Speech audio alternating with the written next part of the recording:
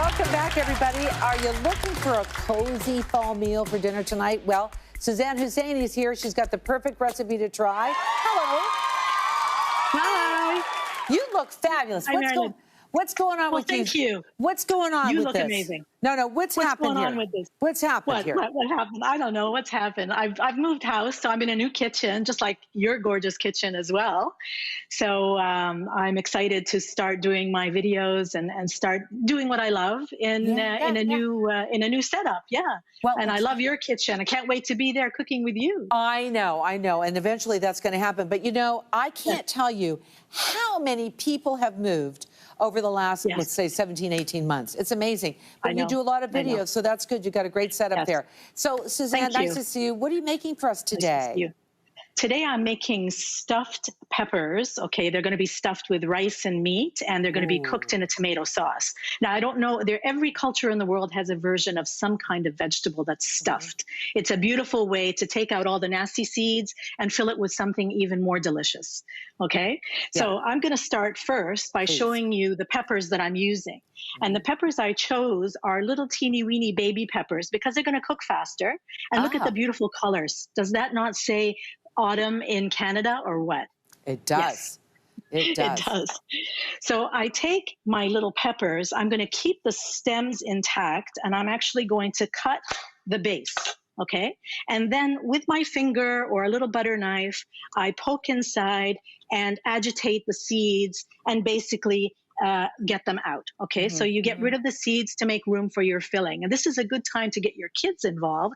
Maybe Everly, you might be able to do this with your little baby granddaughter. My little baby granddaughter. Let me tell you why I never liked stuffed peppers when I was a kid, Suzanne. I'll tell you why. Well, my Nana and my mom would always pick the green ones. Oh, don't do green. No. Don't do green. I know. Because these are so tasty and the different colors too. Yeah. Exactly. Yeah. They're sweet. They're really, really lovely, and they're ripe. The green is not ripe. That's right. So this is going to change your world completely. So here in my bowl, I have already put in my chopped lamb. You could use beef, of course, or minced lamb. Yeah. And you know, the little stem that I just cut, I just chopped all those and actually incorporated into the filling. So there's no waste. Yeah, everything goes in. Okay. There's rice that I've pre-soaked, a little bit of clarified butter, salt and pepper. I'm going to add in cinnamon. I know everybody's probably wondering, what? Cinnamon? Yes. Cinnamon is a flavor that's very common in Middle Eastern food, and it really, really goes nice with this. This is allspice that I'm adding, and these are really the only two spices that I am incorporating. So I'm going to mix all this together. Now, you notice also, Marilyn, that everything is raw. The rice is raw, the meat is raw, everything is raw, and it's going to actually cook in the tomato sauce by a technique called braising. And that means that the liquid is not going to be a lot, it's going to be minimal, and it's going to cook slowly till it gets nice and tender. Okay. The last thing I put in is a handful of mint that I've dried myself, and I'm going to make it snow here in my kitchen. Okay? So a little bit of mint really adds a beautiful flavor. Okay, so that is basically my filling. And then what I do is I take the pepper that I already, well, here's another one actually that I have cored. That I cored, okay, and I'm going to bring it just a little closer so you can see. I pick up a little bit of this filling, and I'm going to fill it inside like so, okay, and it's just a matter of putting your fingers in and putting it to make sure that the filling is inside. Now, you don't want to stuff it to the rim. You want to keep it loose, okay, so that you give the rice a way to be able to expand. And basically, that's it. That's easy. It. So it's very easy. Again, if you got little kids with little fingers, this could be a real treat to do together. Okay. So what I've done to save time, of course, Marilyn, is I've already stuffed my peppers here. I've got a whole bowl of them that are already filled. Okay, all filled. Now we're going to move on to the sauce. And here, this is the time you get out your beautiful pot, your braiser that you've been saving. I don't know why you're saving it. Get it out. This is the best time to use it. How did you know that? Right. How did you know that I was saving my braiser? I don't know. Somebody told me. Somebody told me. Okay. I'll also add, Marilyn, that there is no cilantro in this meal whatsoever. Okay, so it's no cilantro. Good for you. Exactly. hot pan, and then here I have a tablespoon of clarified butter. To the clarified butter, I'm making my sauce. I've got a shallot that I have already sliced, one. I have some sliced garlic, okay, and that's about 4 cloves of garlic. And of course, if you want to know the recipe from start to finish, you know where to find it. It's on marilyn.ca. It's always there. Always. Okay. So I'm just going to stir it around, and you can hear the sizzle. You know, the melodies in the kitchen. This is one of them, Marilyn. You know how much I love that sound. I know. All right. So good. After I've sauteed this, I'm going to add in, after it's just soft, you don't want to brown it, I'm going to add in a good heaping tablespoon of tomato paste. And the tomato paste, I'm going to cook out the rawness of it. This is what I'm doing right now for about a minute or so. Just keep moving it around. And then basically what the tomato paste does is it gives the sauce a little bit of thickness and body. Okay, and you do that step before you add in the liquid. All right, so far so good? So far so great, yeah. Okay, perfect. And then as soon as that is done, I will add in my 1 cup of beef stock or chicken stock. Okay, so that goes inside. So I'm introducing the liquid now. And then on top of that, I said tomato sauce. So I have pureed tomatoes that I'm going to add in as well. And that goes into, now I'm not going to fill the pot. It's probably going to be about half full, because remember, we're going to put the peppers in here in a minute. Yes, yeah. Now the spices that I'm using, I'm going to echo the same spices. So I've got a little bit of cinnamon.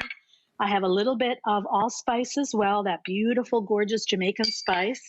Again, I'm going to put in some mint, and the mint is just beautiful. It changes the whole taste. If you don't put mint and you forget, it will really make a difference. I have 1 cinnamon stick as well to bump up the cinnamon.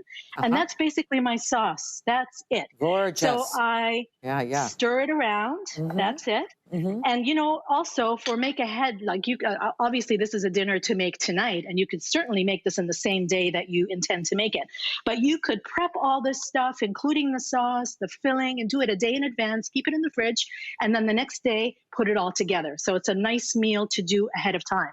Great. All right. So now on top of my sauce, now I'm going to bring in my colorful friends, and I'm just going to place them nice and delicately inside my sauce. All right. I've got 1 green one here. I've got 1 green one. This is actually a poblano.